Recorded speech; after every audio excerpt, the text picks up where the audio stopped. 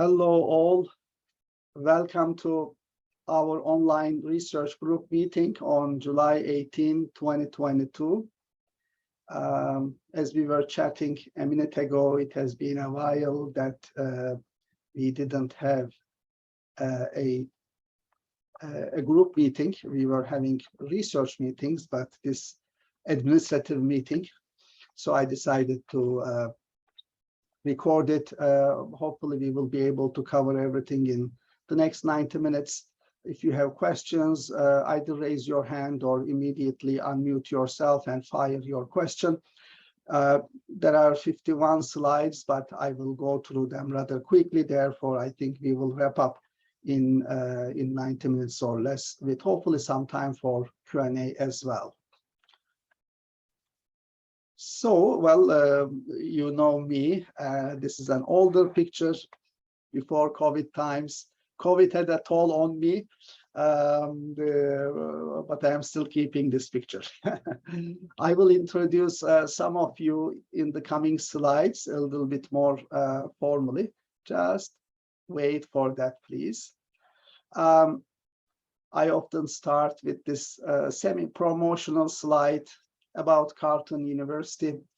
It is a mid-sized university, but on the higher end of the mid-sized universities with 30,000+ students. From a particular lens, Carlton University distinguishes itself in two ways. One of them, this is the only university in Canada which has a standalone Bachelor of Engineering program in communications engineering. Again, such programs are common in Europe and Middle East and some other parts of the world, but not in North America in particular. In Canada, this is quite unique. Also, when in university rankings, in those rankings which go to discipline level, Carleton University actually ranks number 19 globally in telecommunications engineering. This is a phenomenal success, I believe, for all of us working in this area. It is not only our group. The university has several other faculty members in a variety of units working in information and communication technologies.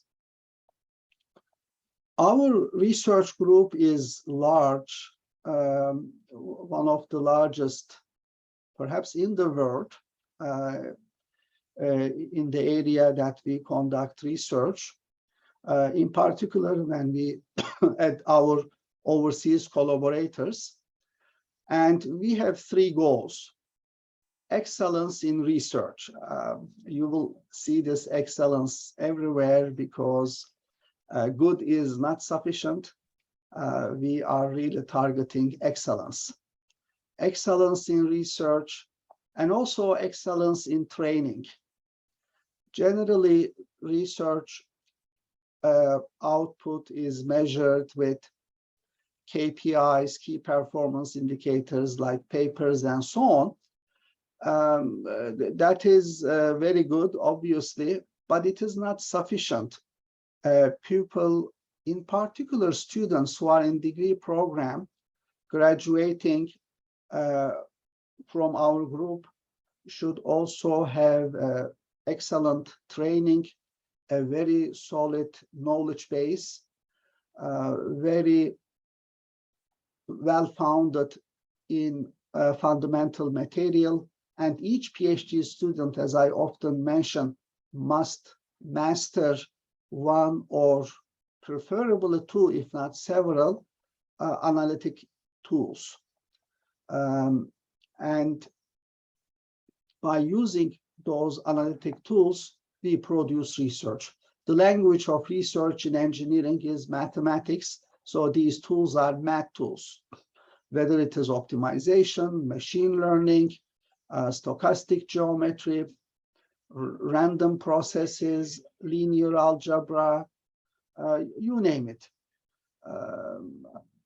And this training and research output, we were having a discussion over the weekend with Mariam, who is a PhD student in the group. It is not first, let us have our training in the first couple of years and then do research. That is not the right strategy. From the very beginning, you do training as well as producing output hand in hand. So you take your courses, you do research, you take more courses, you take online courses and continue with your self-training. As you learn more, hopefully, as you progress in your PhD program, the quality of your contributions will be more and more, but just you don't wait, because the fact is that this mastering is a very loaded word. It doesn't happen quickly, even when you finish your PhD and in wherever you end in the next phase of your career. This training should continue. So it is really important that learning, training, and research output should go hand in hand. These two are essential, but there is a third element equally important, if not more important, and that is it should be an excellent experience for you. Whether you stay here for a year or two as a visiting researcher or 4, 5, 6 years as a PhD student, it should overall be an excellent experience. But this doesn't mean that a PhD in particular is easy. Actually, it is a very hard road with lots of up and downs. As a matter of fact, if you always say that your PhD is progressing excellent, that is a bad sign in general, because by definition, research is full of uncertainties. You should feel lost many times, or most of the time. It is different than development work. You might have a humongous development work, let us say building a transcontinental highway or a 700-meter building. So it is no need to say it is a tremendous undertaking with billions of dollars budget and literally thousands of people working, but it might be rather straightforward from a planning purpose, because it may not involve research. In research, you never know how things will progress. Therefore, you have to be flexible. A researcher has to be flexible and should be ready to revise the plans in the micro level and in the macro level, obviously in an informed way, not in a haphazard manner. Let me just say a couple of words about this experience issue. Basically, many of you are new in the country, so there are lots of challenges. We are a team here together. We really do not compete with one another. We help each other, we grow together, and each team member is very highly valued. I'm going maybe a little bit fast. If there are any questions, please unmute yourself or raise your hand.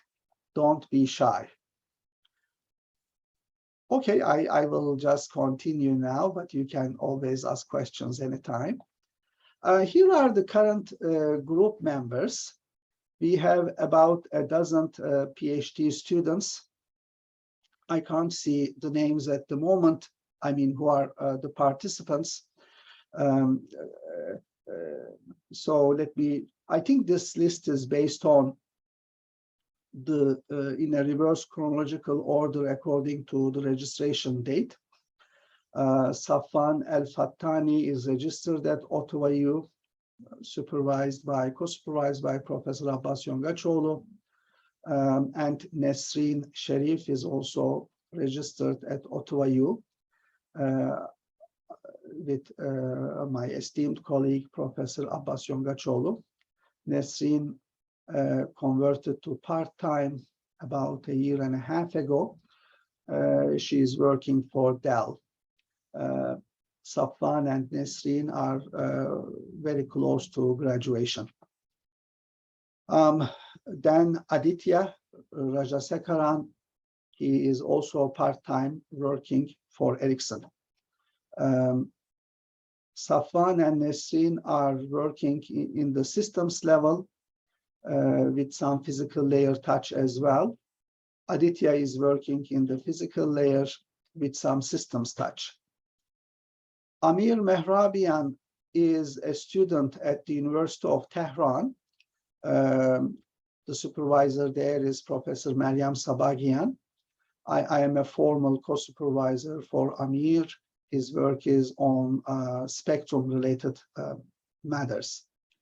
Amin Farashzadeh is working on aerial networks at Carlton. Hongchao Zheng is another PhD student, co-supervised by Professor Mohammed Atiyah. He is working on localization, positioning with satellite and HAPS systems. Mohammed Al-Kadamani is a part-time PhD student working at Communications Research Center. He is also in the spectrum domain. As you are now perhaps seeing, spectrum is becoming one of the focus areas in the group. I will have one other personnel to introduce in that regard.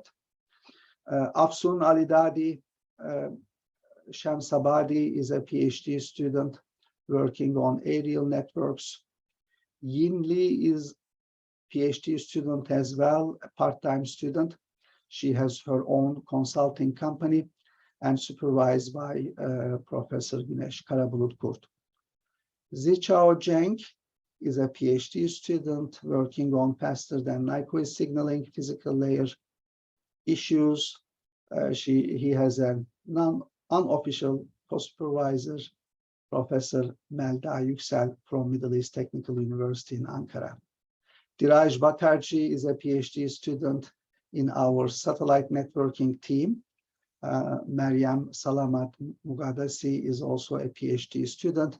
We are in the course of defining her PhD topic, but most likely she will be working on sustainable ICT domain. I often work with PhD students. Exceptions are exceptionally talented individuals which we admit to the master's program. Currently, there are 4 master's students. Jintao Liang is in our satellite team. Ammar is co-supervised by Ammar Abdelsami, Professor Ian Marsland. He is working on faster than Nyquist signaling as well, physical layer.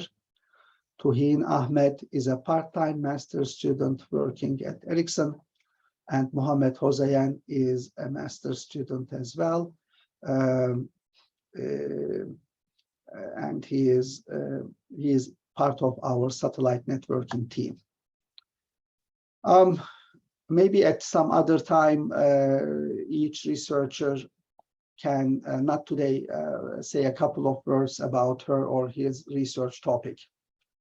Well, we also have a very rich set of senior researchers, either a postdoctoral fellow or a senior research associate, Dr. Wael Jafar, Dr. Tesneem Darwish.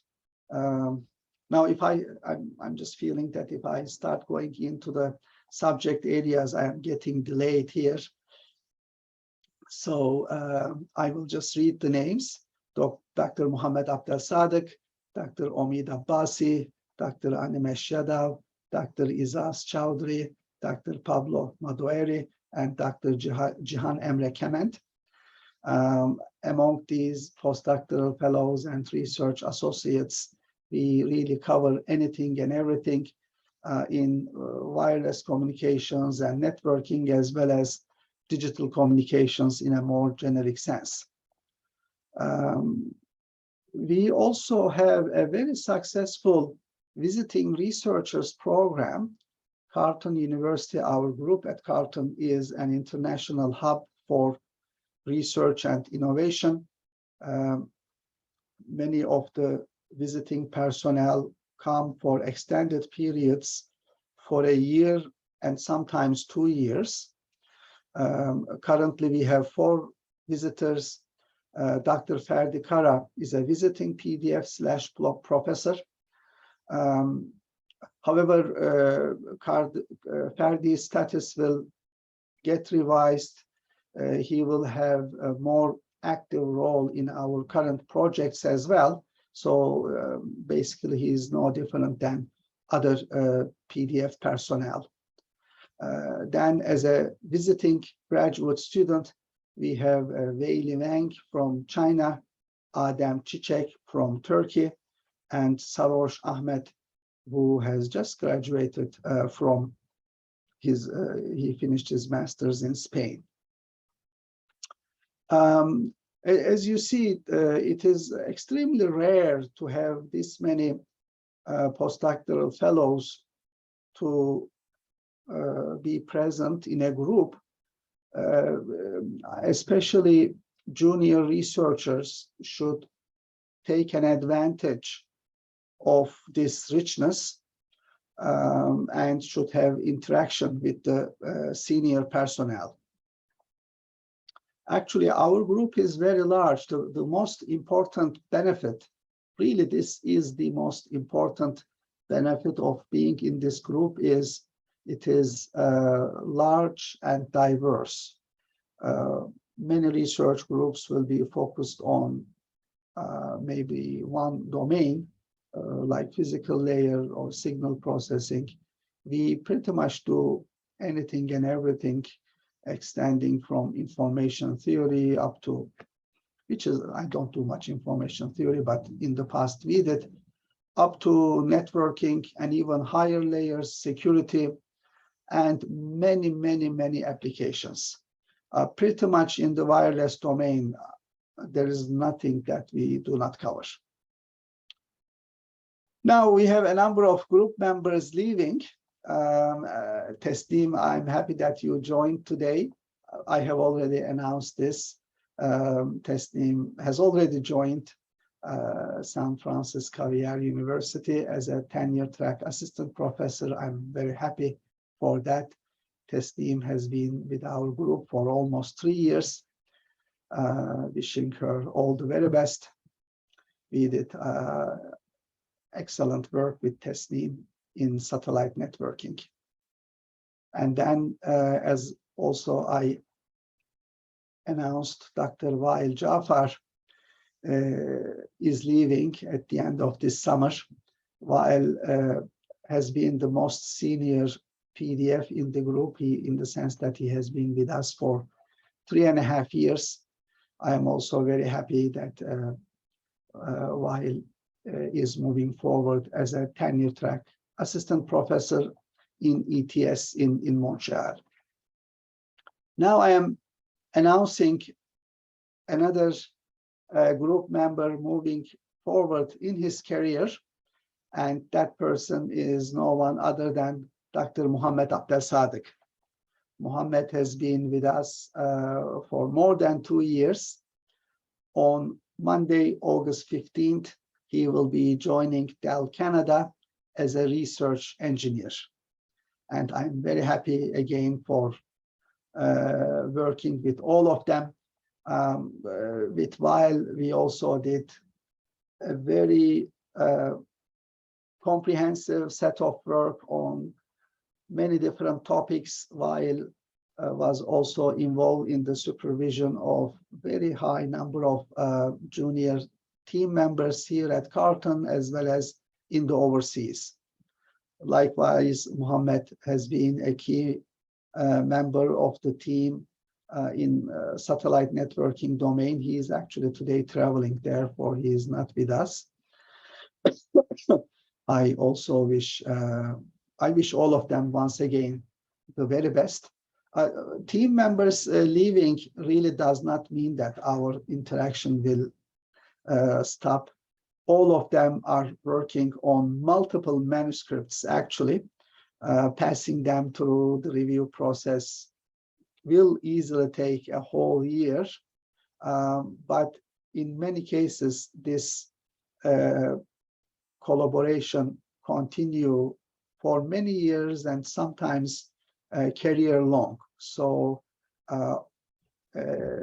we will be in touch with Teslim, Wael, and Muhammad. Now we have also new members to the group, actually 15 of them to my count, who will be arriving at different times. I will just quickly go through them, and maybe at another meeting, I will introduce them in a more thorough manner. The first one is Dr. Khalid Humadi. Well, Khalid is just finishing his PhD at Concordia. So hopefully in September, he will join and take over Muhammad Abdel Sadiq's portfolio. He will be an OSC MyTax PDF.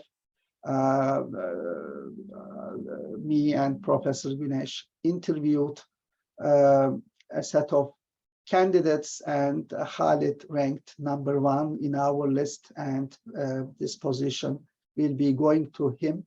And I will still, there is some, of course, we haven't even started the paperwork. I have reasons to think that paperwork will be smooth. Khalid, I know you are here. Would you like to say hello and a couple of words about yourself?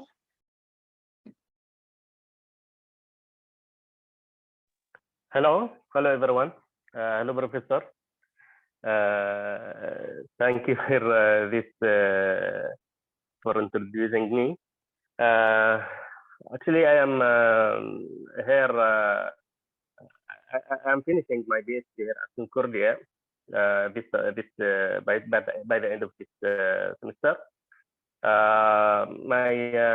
I'm originally from Yemen.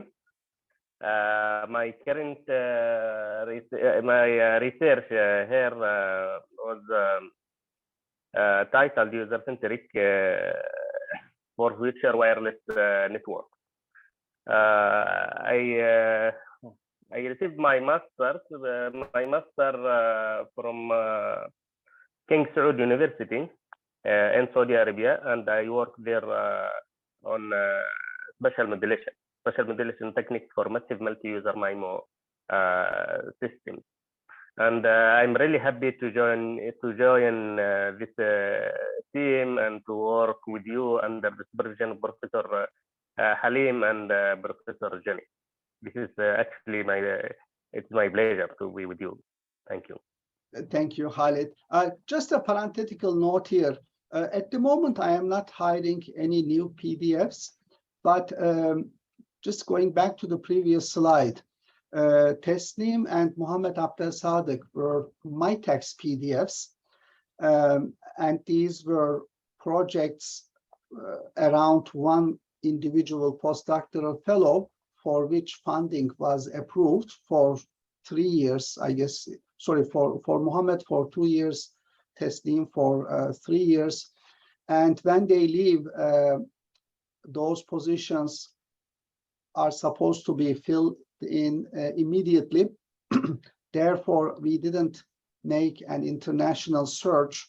Recent PDFs joined from overseas, like Pablo and Cihan, the paperwork visa obtaining took about 6 months. So we had to find someone from within Canada very quickly. Therefore, we are staffing these positions from researchers who are in Canada and who have work permit, who can start immediately. I would like to mention that. So let me move on. 2 master students are starting in September. Ethan finished his bachelor's degree at Memorial University of Newfoundland, will be arriving in Ottawa in about a month. And Janaki Parakesh will be, Janaki Parek is a part-time master's student working at Communications Research Center. Janaki is a seasoned researcher. Both of them are coming with outstanding credentials. I repeat myself that we often prefer PhD students. The exception is exceptionally talented master students, and Ethan and Janaki are in that category. Both of them are with us today. Ethan, would you like to say a couple of words about yourself? I don't know. That's essentially, yeah, I'm Ethan. I just finished at Memorial. I'm from Halifax, if that matters. I'm just excited to be part of the group in the fall. I guess that's it. Thank you, Ethan. Ethan will be part of our satellite networking team. And Janaki, I believe you are here as well. Yeah, I think you gave a good introduction. But yeah, I work full-time at the Communications Research Center, finished my undergrad about a year ago, and I'm starting the master's this September. Very excited to be part of this group. Thank you, Janaki. We are excited to have you and Ethan. Just I should add that Janaki will be in the data science concentration, if that is the right term. And Janaki will also be most likely working on spectrum-related matters. Okay, so let us move on. Ryan Dempsey is with us as well. Ryan is one of the highest ranking undergrad students in the Faculty of Engineering at Carleton. He is joining the group as a undergraduate intern in September, and hopefully he will continue as a master's student. Ryan, would you like to introduce yourself as well? Sure. Hello, everyone. So yeah, I'm going into my last year of the undergrad at Carleton this year. And I've actually worked co-ops at CRC with Janaki as well. So that's what sparked my interest in spectrum and such. And so, yeah, really looking forward to joining the group. Okay, Ryan, after this meeting, I guess we will have a quick chat with you. Please stay on the line. So we will be having this academic year two visiting professors coming for different short periods throughout the year. Both professors are on sabbatical. One of them is Professor Ha Nguyen, who is a Canada Research Chair at the University of Saskatchewan, and Professor Rui Diniz is a friend and someone that I have been in touch for the last 20 years, an expert in physical layer matters. Actually, both professors are physical layer researchers. Their arrival dates and how long they will stay is not determined at the moment, but they will be spending part of their sabbatical at Carleton with us. It is really a pleasure to be hosting them. And then we have a number of visiting students coming soon. Ahmet Batuhan Sancak is a visiting undergrad student. His arrival day is August 15, as far as I know, coming from Bilkent University in Turkey. Rosita Shafi is a already long-time collaborator from Iran. We have a number of papers already under review with Rosita. She is supposed to be arriving mid-fall, maybe in October, for a year and a half, one of the long-term visiting students. Rosita is also working in aerial networks and physical layer antenna technologies combined. Rosita is not, okay, she dropped me an email. She is actually in Armenia today, for his visa application. So he's traveling. She is not with us. I believe Ahmet is not with us as well. Yuan Liao is hopefully arriving next month. He's from KCL, King's College London. Yuan, would you like to say a couple of words about yourself? Hello, everyone, and thanks for introduction from Professor Halim. And my name is Yuan Liao, and I'm a second-year PhD student from King's College London. And my research interest is in error networks. And I'm very happy to join your group. And yeah, I hope I can see you soon. I'm now in my visa process, so I hope I can see you soon in person. Thank you. Thank you, Yuan. Then we have two, what is formally called MyTax Global Research interns. These are also visiting students at different levels in their program. Sarosh is already here, and Ravi, I believe, will be arriving. I'm not sure when, but Wael, would you know when Ravi will be arriving? Honestly, I have to check because I think it's in August, right? Okay, probably in August next month. Thank you, Wael. But he's not coming next month. He's coming 22nd July. Okay, the 22nd July is. This is like in 3 days or 4 days. Okay, well, thank you, Sarosh, for that. Now, Sarosh has already arrived a couple of weeks ago. Sarosh, would you like to introduce yourself, please? Yeah, sure. Hello, everyone. I hope you're doing well. My name is Sarosh Ahmad, and I have just completed my master's studies from UC3M, Madrid, Spain. And now I am working as a visiting graduate student in the MyTech in Carlton University. And my research interests are antennas and propagations for different applications, for wireless applications and for human body applications. Okay, and I started my research from 2021, and I have been able to publish more than 50 articles in the field of the antennas and propagation, and you can check my profile on Google Scholar. And thank you very much. Thank you, Sarosh. A very another high achieving researcher. That goes without saying. And then we have another set of 4 students coming with this study in Canada scholarship. So I advertised this and they did apply. They were all successful. It came as a pleasant surprise. Sedef Turan Berk Çiloğlu and Görkem Berkay Koç are from Turkey.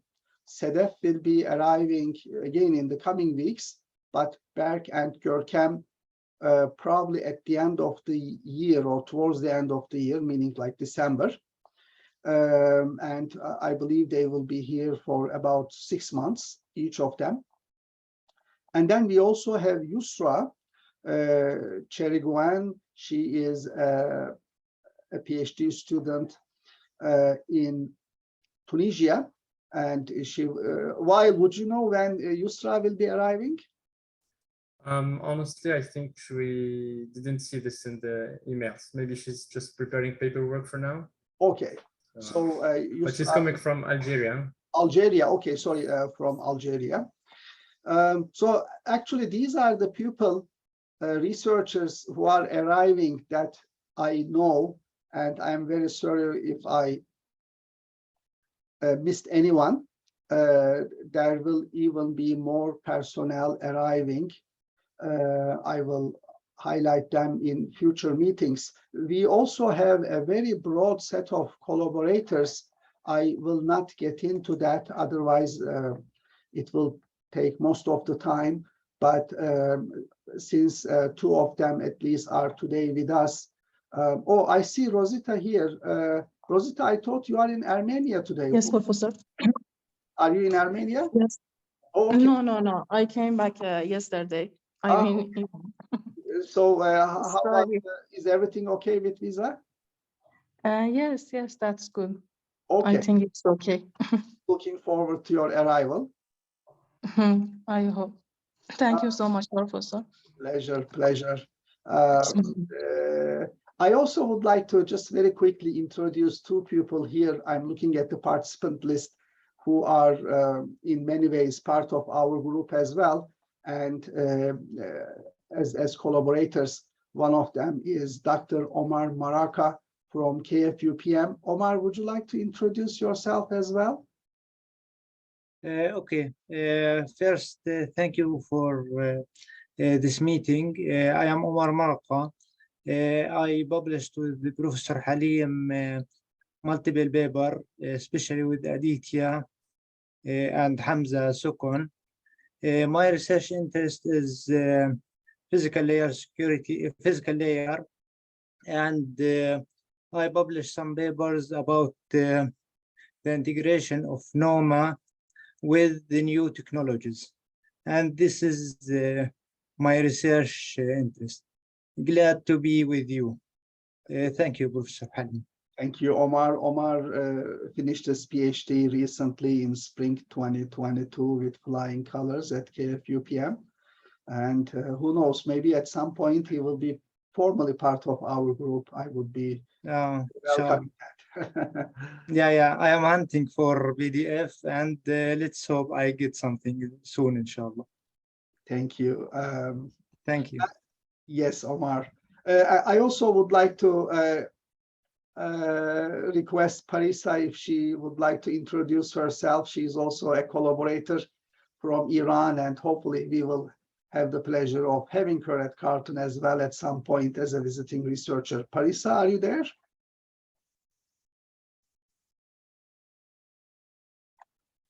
Yeah, Parisa's mic sometimes doesn't work. So, oh, Parisa, you are there? Yes, please. Hello, Professor. Hello, Parisa. Would you like to say a couple of words about yourself? Yes. I am Parisa Kanani. I am PhD student at Carlton University of Technology. I am working on integrated sensing and communication, and I am happy to be a member of. I am happy to be a member of the team. Thank you. Thank you, Parisa. Well, again, please accept my apologies for everyone else in the participant list that maybe we will have longer introductions some other time. So let me move on. This is another very important set of discussion. Coming back to campus, I really would like to have a full return to campus. Actually, due to my very busy schedule, as you know, I'm having difficulty in, or maybe I'm not able to spend as much time as I want with some of you at the least. Would you know at the moment who in the group is getting more supervision from me? Well, the answer is Adem. Adem Çiçek, who is with us today as well. Adem is a visiting researcher, PhD student from Turkey, because Adem is in the lab already every day. So every day it is routinely, I go down and we have 15, 20 minutes of chat on everything, whether it is research or training related matters. And if you are not here, I mean, if we don't see each other in these, we lose this chit chat opportunity, which is extremely important. Therefore, we should have plans to come back to campus. This summer is transition. Already a number of you, Sarosh is here, Amin is here, and maybe a few others on a regular basis. You might use the rest of the summer for that purpose. But in starting September, actually, campus will be very lively because all courses as it stands now are in person. Just to remind you that as of June 26th, that is about 2-3 weeks ago, all restrictions are already removed on campus. So no need for social distancing, although it is recommended, no need for masks, although it is recommended as well. But basically no restrictions. The only limitation is that most of the eateries on campus, cafeterias and coffee shops are closed. Therefore, I really do not insist for people to be on campus during summer. I come on a daily basis myself, but starting September, we should be on campus. And as you can imagine, we have a very big space crunch. So it is pretty much first come, first serve. Already the very best desks are taken by Sarosh and Amin and Adem because they are here on a daily basis already. They are at the waterfront property, literally the best locations in the lab I dedicated to them because they are here.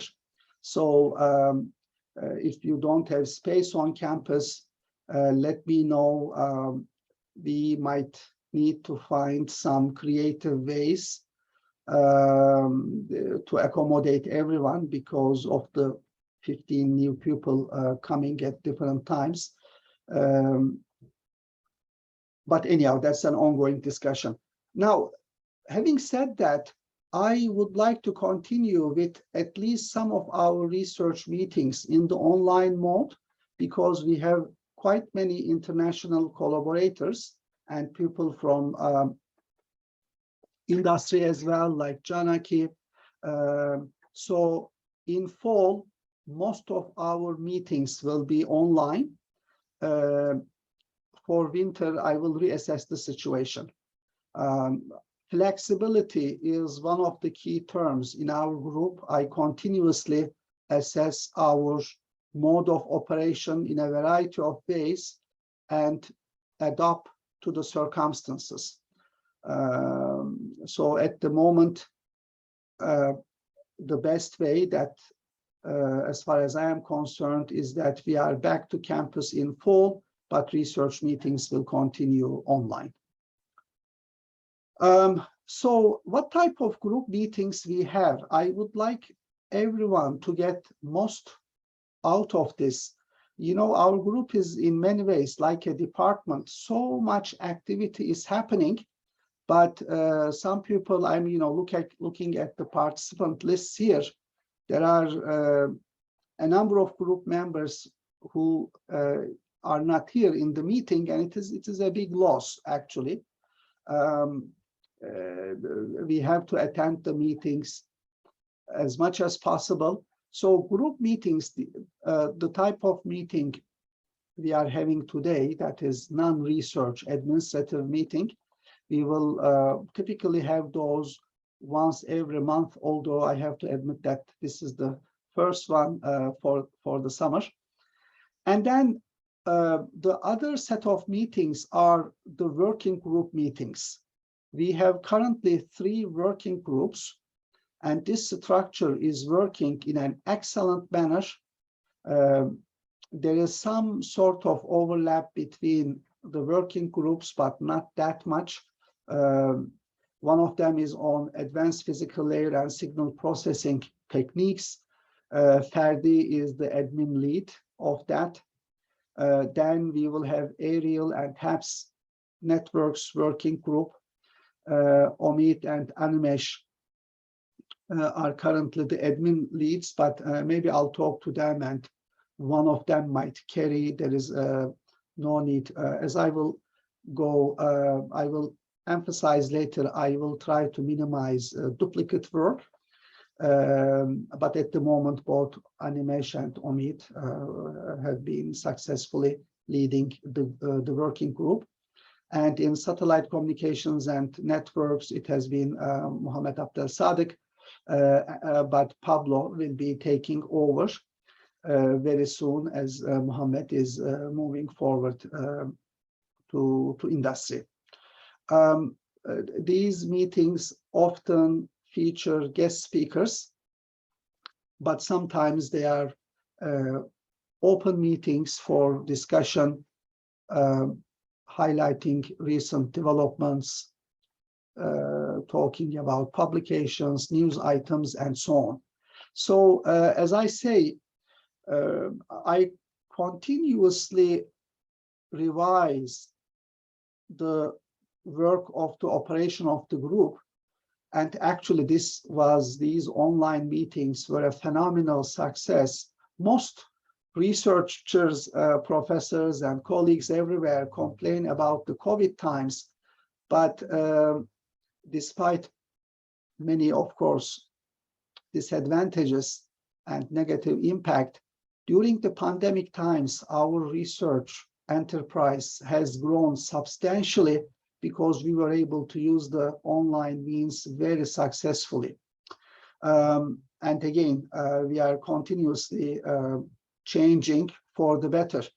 For the first 2 years, I had workshops, but I suspended them because now there are so many online free of charge workshops happening everywhere. There is no need for them. Instead, we brought in this working group meetings, which have been very successful. But in collaboration with Khalifa University in United Arab Emirates, we have these invited seminars once a month. Generally, well-known people in the international level are invited. Often number of attendees exceed 100. We are done for this summer, but these invited seminars will resume in September. And then we have other meetings more on the training side. For instance, Tasneem has run a very successful transition from PDF to faculty member series.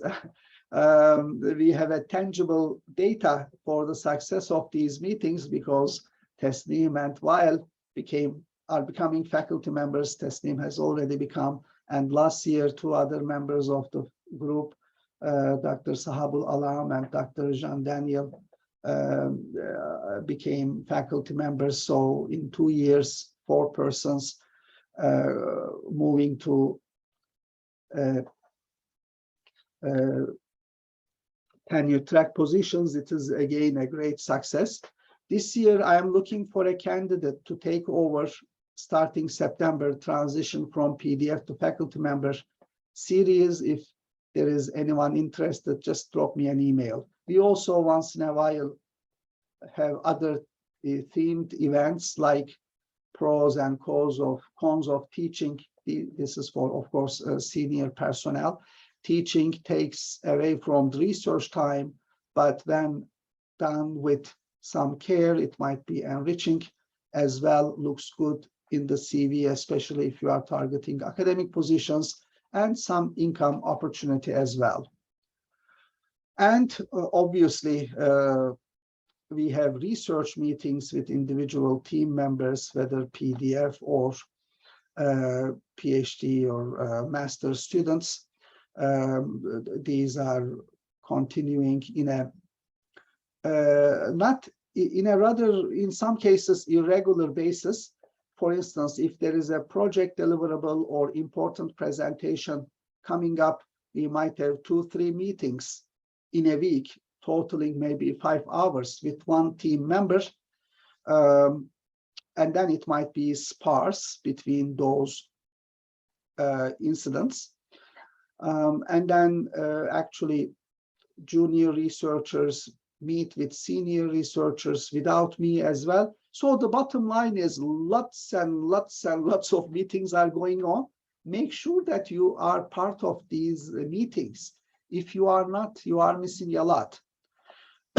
And I am actually looking for feedback, not necessarily today, but feel free to write to me to improve the structure even further. Now, one new guideline I'm introducing now, starting immediately, is that all researchers in the group will be part of all the 3 working group mailing lists. Currently, some researchers are part of all 3 working groups, some 2, some 1. but you know, we have a satellite meeting, working group meeting, but the presentation might be on some physical layer aspect, which might be very related to a researcher who is part of the 5 working group meeting. And I would like to ask all team members to attend most of these working group meetings. Actually, I run routinely exit interviews with people who leave the group, and over again, consistently, over the years, the feedback, the positive feedback I received is that these technical meetings, we were not calling them working group meetings, but I always had weekly research group meetings throughout the year. People attending those meetings, learning from other colleagues in particular areas different than theirs. This is super enriching, and we shouldn't really miss this opportunity. Like, was it last week that Wael made a presentation, very nice presentation, then I spoke about 40 minutes after that in the Ariel and HAPS networks group meeting. There were only about 20 people there. Such a big loss. You know, we discussed so many important things in that meeting, and I was wondering, how can team members afford missing such an important meeting? So from now on, everyone will attend almost all the meetings. Actually, a new task for the working group administrators will be that I would like them to take attendance as well, so that I will have a track of, in particular, if anyone is missing many meetings, I certainly don't want that. Maybe I'll just pause here for a quick moment. We still have 30 minutes and I have about 20 slides. Any quick comments from this slide or anything I have discussed so far? So Halim Hocam, would you like us to, you know, include all the members to the mailing list? Yes, I will actually communicate with the working group leads like yourself and other administrators. I will provide the emails of all the group members and our collaborators as well, so you can at least include them in your mailing list.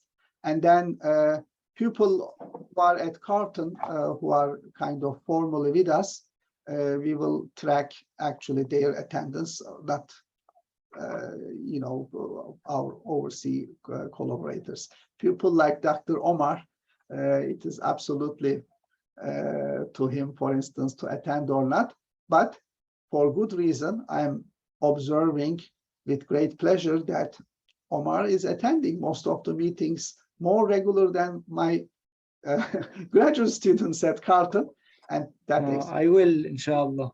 that explains his ambition, his success, and the awesome, great work he has produced so far. Thank you, Professor Halim. So, any other quick comment, question?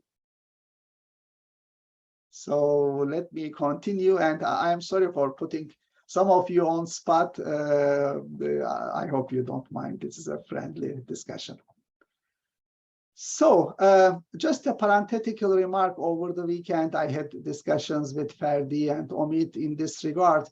Our training, formal and informal training, should continue.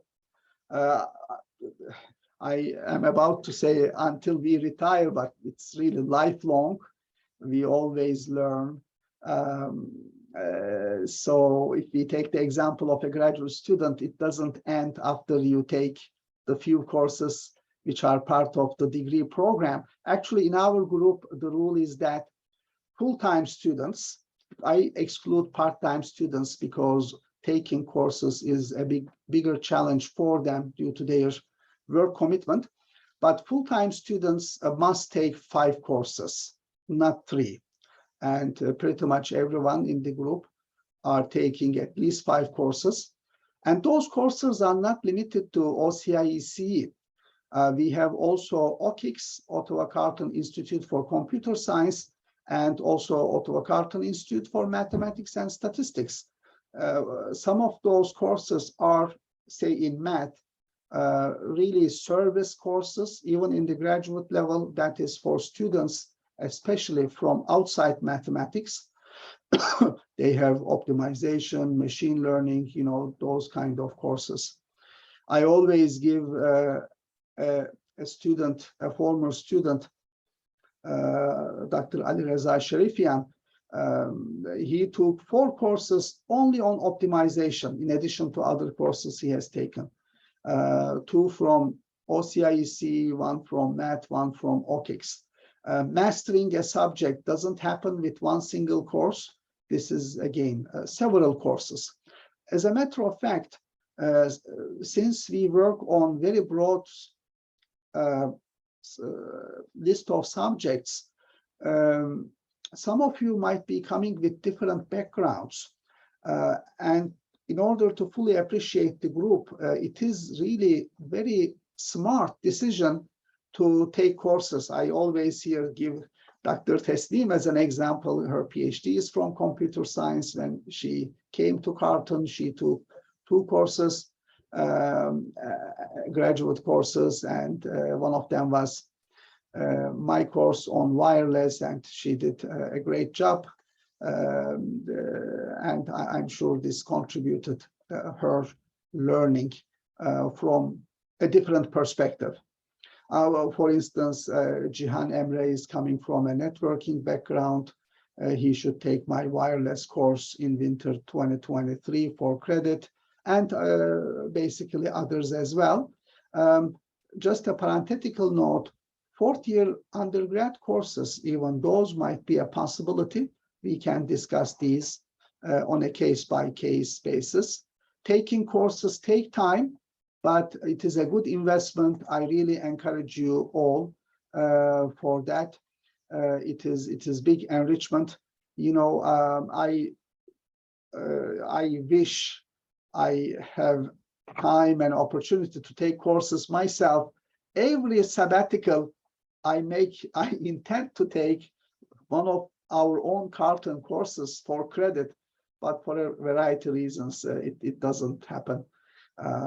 Anyhow, I think the message is clear for all of us. Now, changing the direction to something else, let us go through paper types. There are several different types, starting with conference workshop papers. We often publish in IEEE conferences, but this is not a hard requirement. In particular, as the group does more, actually what we do is both engineering and computer science in many ways.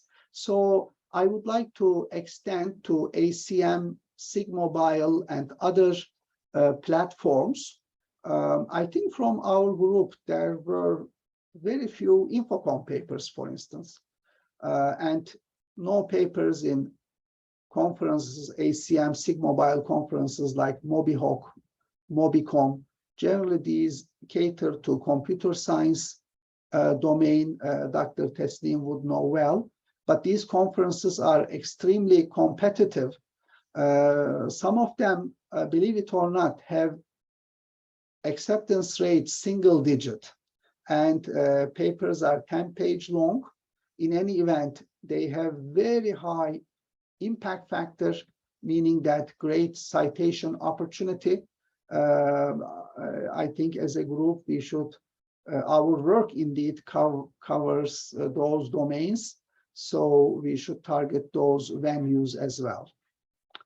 And then we move to journals. For the last 10 years or 12 years, perhaps since 2010, our group published only in IEEE periodicals, and there are very different types of periodicals. There are letters. These are short 5-page contributions. There are magazines. These are high-level contributions without equations, or 1 or 2 at the most. They are more kind of a visionary, forward-looking types of papers. And then there are surveys and tutorials. These are often very long papers. In our group, we produced a few of them in the last couple of years, and a few of them are in review as well. These might be as big as 50 pages in double column with 400 citations. Not all of them have to be that big, but it can be as big as to that level. And the two most common venues will be IEEE surveys and tutorials and the proceedings of the IEEE. But now some open journals like Access Communications, Open Journal of Communications Surveys and Tutorials, they also accept papers of this sort. And then there is actually a type of periodical called journal, for instance, IoT journal or journal on selected areas on communications, JSAC. These are indeed not different than transactions paper in scope. The reason why they are called journals is often, when I said scope, like the type, if you put in front of me a paper, I wouldn't be able to tell whether it is a journal paper or transactions paper. It is generally the presentation is very analytic. Some areas have these journals because the area is more focused. Again, a good example is Journal of IoT or IoT Journal. But transactions are in a discipline in general. For instance, transactions on signal processing, transactions on communications, transactions on wireless communications, and so on. And that is the last category. All of these papers are valuable in one way or another. Actually, I even don't want to say that one type is preferable to another type. They are different in different ways. For instance, often impact factor of magazines and surveys and tutorial type of papers are high, meaning that those papers can collect citations more easily. Letters, journals, and transactions papers are more technical in general, and they have value in that regard as well. There are also non-peer-reviewed contributions. These are not papers, although I listed them here. These might be newsletters, talks, blogs, YouTube videos. As you all know, I have a YouTube channel. Maybe I will put even this presentation there. They create outreach, publicity, and obviously, since they are not peer-reviewed, it is instant uploading. Now, again, all of them are valuable, and we should have our group portfolio in all areas. A few more guidelines there. Now I'm talking about the paper portfolio of each of you. There is a difference based on where you are in career. I present my CV also when I apply for a grant, for instance. You present your CV when you apply for a job. And this is publications portfolio is important in PhD defense and things of that sort.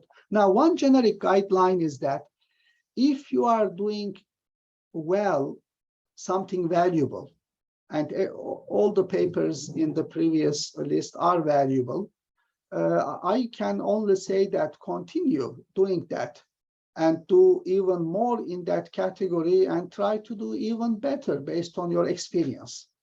For instance, magazine papers, especially in high impact magazines like some IEEE magazines that we publish, if you have already a few papers, magazine papers, you know the dynamics of the review process, you have good experience, go ahead and produce even a better magazine paper. So there is no need to stop that.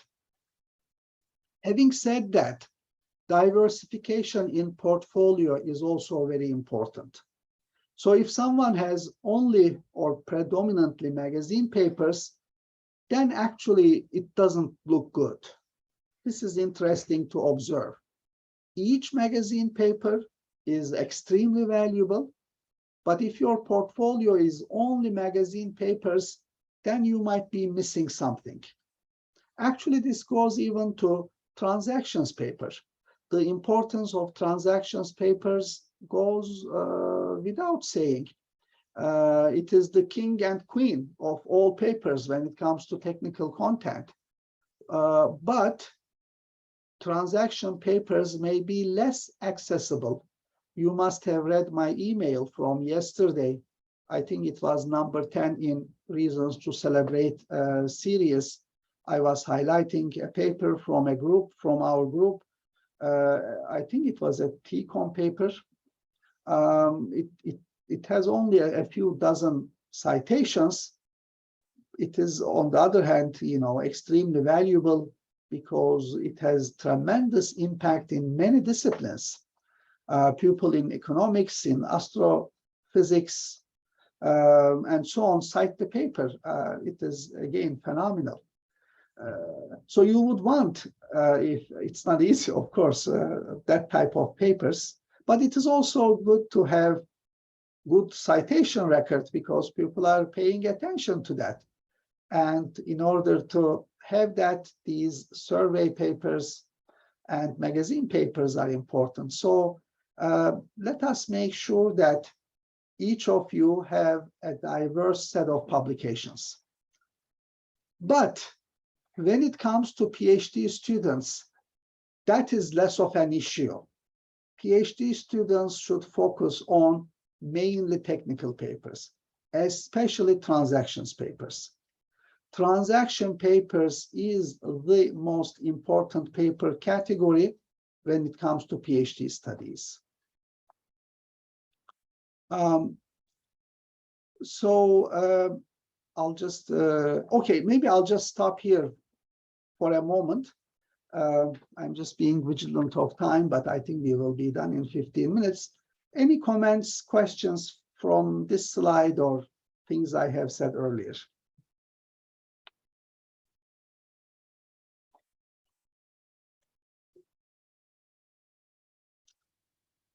Okay, again, no need to be shy. I'll continue and stop again at a convenient place. By the way, what I am saying is, of course, not cast on stone. This is my views based on my experience, and I welcome different viewpoints. Now, guidelines for papers. Let us keep in mind that each paper is a separate project with separate set of co-authors. So if X, Y, well, that will be too limiting. A, B, C, D, E, 5 of us write a paper. It doesn't mean that 5 of us will just continue forever. I mean, that is obviously practically not possible, especially visitors and other team members, are here only for a limited amount of time. The most stable people are PhD students. So indeed, maybe this comment is most relevant to PhD students. So maybe I just start with an example like that. So, take Diraj, who is just starting. So the first paper of Diraj has co-authors XYZ. It doesn't mean that XYZ will be a co-author in all papers of Diraj. They may or they may not. The point is that each paper is a separate project. And we have to assess this separately. There is no hard feeling. There is no need to be offended.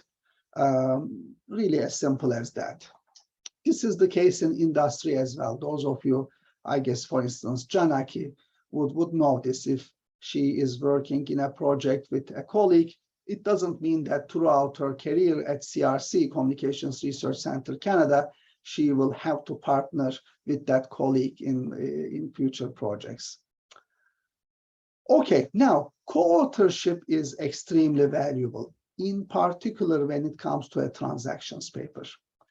Most PhD students graduate with, or I guess ideally in many ways, 3 transactions papers. And imagine the amount of time invested in PhD, 4 years, 5 years. You know, the funding package, I know that a good chunk of that goes to tuition fees. Fortunately, now PhD students get these differential fee waiver scholarship they pay in the domestic level. But if the tuition fee is $30,000, you know, the funding of a PhD student can easily be 50K, 55K, even 60K. Maybe 30K goes to university right away. Actually, even more. But anyhow, let us take with 60K. So 5 years, it is $300,000 of investment. Lots and lots happen here during these 6 years, the student TAs and everything.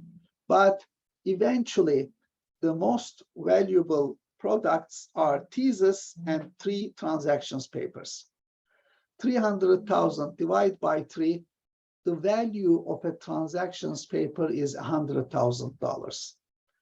And this is really not an overstatement, believe me. If it were, everyone would be, you know, publishing transactions paper right and left. So we have to be really, we should respect our own time and effort. We can't just distribute co-authorships right and left. Junior researchers, as in particular when you return to lab, might go for coffee for a senior researcher and they have a discussion there. That discussion might be helpful in the junior person's paper. This doesn't mean that that senior paper comes as a co-author. So we have some very tangible expectation from co-authors, in particular when it comes to transactions papers. Yes, the first author drives the work, does most of the writing and simulations, but all co-authors should contribute substantially in one way or another, okay? And acknowledging can be done in a variety of ways. A person's contribution can be acknowledged explicitly in an acknowledgement statement. For instance, Dr. So-and-so produced figure number 4, or helped here and there, or thank you for the valuable discussions. So let us be protective in co-authorship. And another very sensitive topic is the co-author order. Now, if this is a technical paper, like a letter or transactions paper, the first author is often clear. That is the person who drives the paper. But if there are multiple other people contributed, the order of the other contributors may not be clear. And if it is a survey paper that many people or a few people almost equally contributed, this becomes even a more tricky situation. Fortunately, I see that more journals now include or allow a blurb stating that first, second, and third authors contributed equally, which is, I think, a step forward. I welcome that. In any event, co-author order is very important, and it is a sensitive topic. In the past, since our group is large, we ran into some kind of disagreements. Yeah, I'll be very open. Then I join in to kind of sort that out. But I think the the author who drives the work, even in a draft, before putting the author order and circulating the paper, if there is a doubt, should check with me first. Because after, once you circulate an author, so you are the first author because it is really your paper at the end, but then the second and third are B and C. Once the paper is circulated as a draft, it would be really difficult to change that order to C and B. So let us have this discussion early on and feel free to discuss discreetly with myself. Now, a few more guidelines for PhD students and PDFs, and we will be done shortly.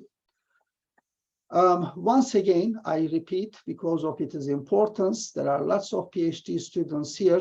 Transactions or transactions type papers are the most important category for PhD students. I think this is obvious, but if necessary, we can discuss this more. Because in the PhD level, a genuine contribution, technical contribution is required, and generally those contributions are captured in transactions papers. Ideally, each main chapter of a thesis should be a transactions paper. Even in a PhD thesis, often the number of main chapters is 3. 3 is a typical number. Generally, there will be an introduction, then a chapter 2, which is like system model and lit review. Chapters 3, 4, 5 would be the main chapters, and chapter 6 is wrap up, conclusion, future work, that type of stuff. So if each main chapter is already a transactions paper, at the very least submitted at the time of going to the defense, actually putting together the PhD thesis becomes peanuts. In our group, many past PhD students, including award winners, put together their PhD thesis in 1 month, because what they needed to do was to write a quick chapter 1 and chapter 6. All other chapters were in place, actually vetted 1,000,000 times, revised and reviewed by myself, many other people, by anonymous reviewers. So they are already in excellent form and shape. You put them together with some glue chapters in the beginning and end, you are ready to go. Now, this is a word for PhD students again. You are extremely privileged because there are many senior researchers in the form of PDF or visitors. So working with these senior researchers is a gift, but not an entitlement. And this is a two-edged sword. You shouldn't really be relying too much on senior people, because it is part of your training that when you finish your PhD, you should be able to continue as an independent researcher. So as much as possible, each PhD student, so first of all, you shouldn't have an expectation that there will always be a PDF guiding you. That's not a good mindset, that's a wrong mindset. But each PhD student should better have a transactions paper without PDF. Just relying herself or himself without any substantial help. I think this will look good in your CV. So if your papers are all with very many co-authors, then I'm talking to a PhD student here, then it is giving the impression that you got really so much help from so many people. This is also may become counterproductive if it is done in an excessive manner.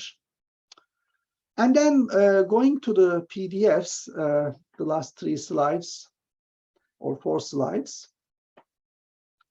each PDF should have her or his own line of research and should be able to produce papers, the PDF herself or himself as the first co-author.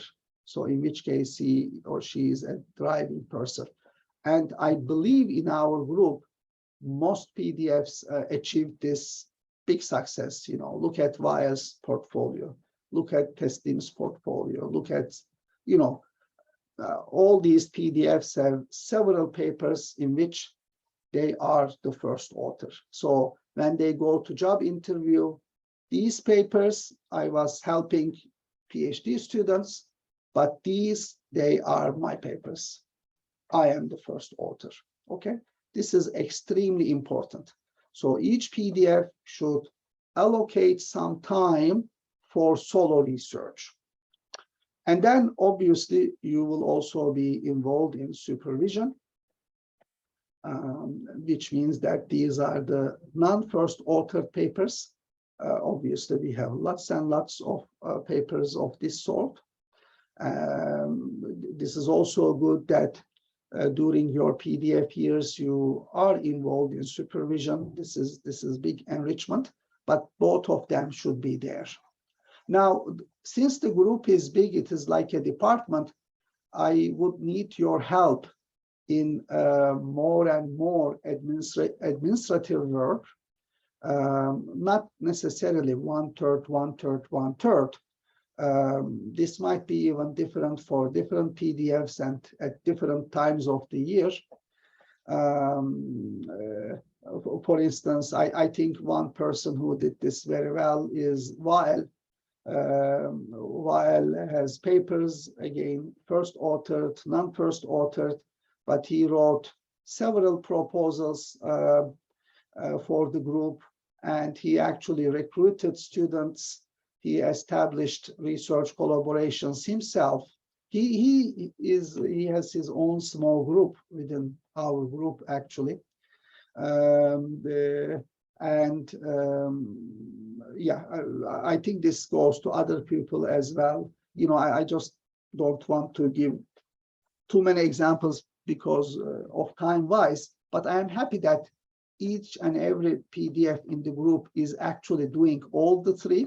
And I'm just saying that we should continue in that way. So here the reason why I mentioned this is not imply that any of our PDFs is not doing any of these. I am extremely happy that we are going in a very collegial manner with each PDF and senior researcher doing research himself, herself, also supervising, also helping in administrative manners, whether it is OSC or industrial projects or many other things. We should just continue in that manner. And then one final slide, again, a new guideline. Today I outlined a few guidelines. This is an important guideline for efficient working of the group. From now on, in each paper, there should only be one PDF co-author. So if we have multiple senior researchers in a single paper, on one hand, everyone is contributing, but with more people on board, everyone is spending time for meetings and everything, but the returns are becoming less and less. So if PDFs XYZ are working on a paper together, if another PDF joins, certainly she or he will contribute further, but it becomes marginal. That time could be spent in a better way in a different paper project. So the current papers should continue, but new papers, only one PDF per paper. For instance, we currently have very good paper plans towards the very end, actually several of them, Jihan and Wael and Ferdi are working on a magazine paper. I have very high hopes on that paper on sustainable future infrastructure.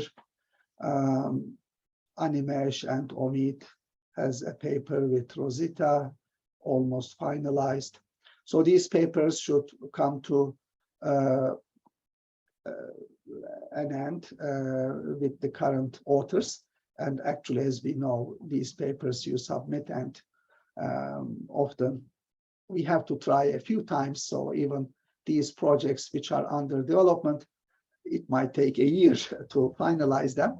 But new projects, new papers should have, in particular, if there is a PhD student involved, one PDF is sufficient, more than enough. In some cases, even there shouldn't be any PDF.